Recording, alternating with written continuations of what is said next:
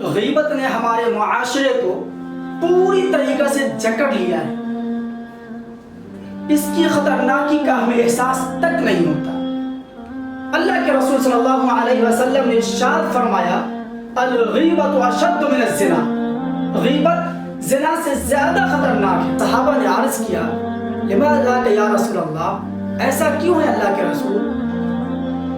صلی اللہ علیہ وسلم نے ارشاد فرمایا ان الرجل یزنی فیتوب الی اللہ فیتوب اللہ علیہ, کہ جب کوئی زنا کرتا ہے اور سچے دل کے ساتھ وہ توبہ کرتا ہے تو اللہ تبارک و تعالیٰ اس کی توبہ قبول کرتے ہیں اور اس کے گناہ کو معاف کر دیتے ہیں.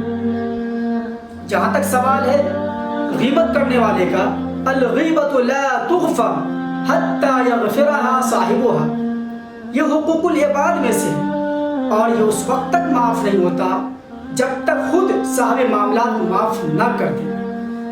ہم میں اتنی ہمت کہاں ہے کہ ہم نے جس کی غیبت کی ہے اس کے پاس جا کر اس سے معافی مانگیں اور اپنے اس قبیح عمل پہ شرمندگی کا اظہار کریں.